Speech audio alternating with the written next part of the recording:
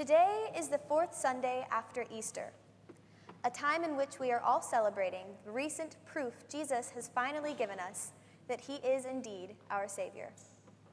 However, our gospel reading does not take place in a time such as this.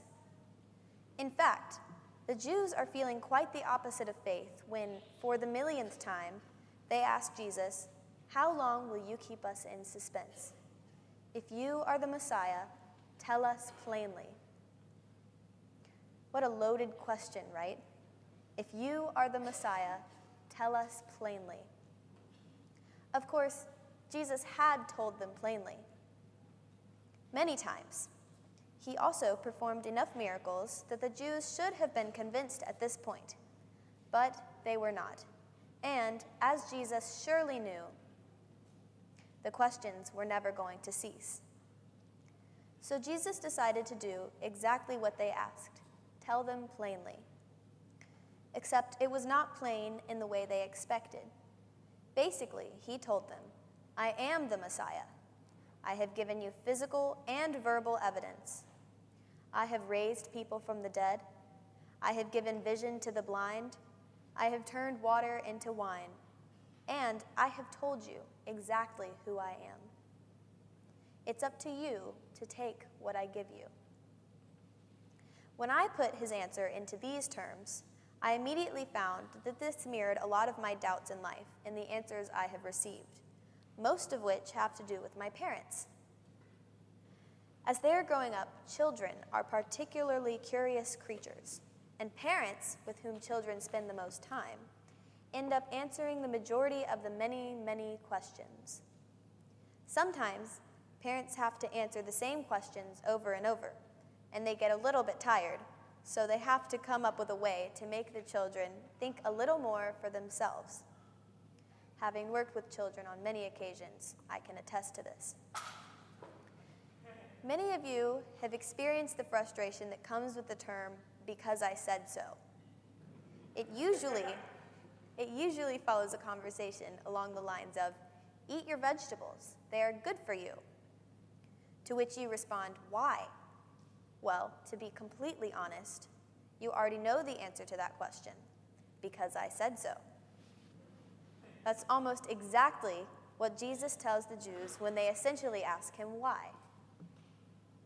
In our vegetable scenario, the child asks why, even though they have already been told why. They are good for you. However, the child either is unsatisfied with the answer or doesn't believe that anything green and mushy could ever be good for you.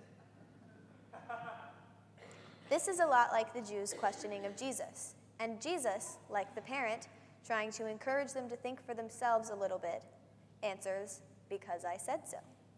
Well, at least that's what he means. He tells the men that they have already have the answer, and that the explanation behind it, the why, is up for them to ponder individually. He is not rudely telling them to figure it out themselves and offering no help. But, being a teacher, he sees that they cannot learn if they are always simply given the answers. Why, in my opinion, is a very important question to ask. We as humans are inclined to question the world around us, and I think curiosity is what causes us to develop and grow. However, we must realize that curiosity differs from doubt. When the men in the story asked Jesus whether or not he was the Messiah, they were asking him out of doubt.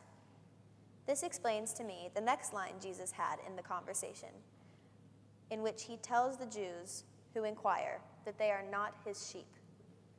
What a difficult thing to be told. Jesus, who we are supposed to see as our shepherd, our guide, our protector, tells them that they do not belong to him. Harsh. Jesus says this not because they question him, but because they doubt him. A flock of sheep will know their shepherd.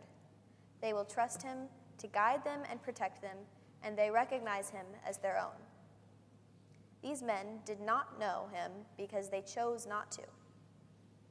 Just like the child chooses not to know why they must eat their vegetables, because the answer, like the vegetable, is hard to swallow.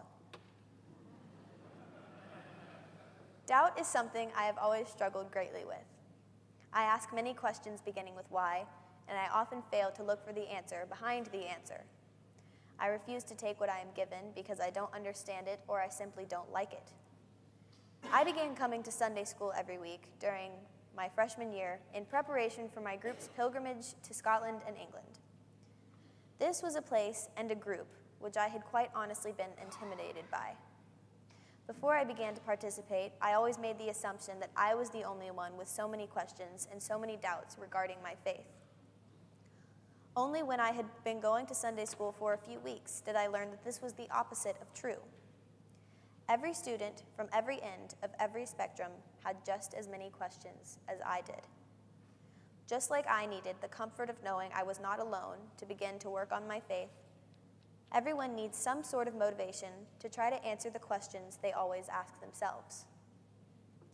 I will say once again that inquiry is an important part of faith. Blind faith is dangerous, but doubt is equally so. Belief does not always come as naturally as it seems, but we can seek it out by starting with a little acceptance.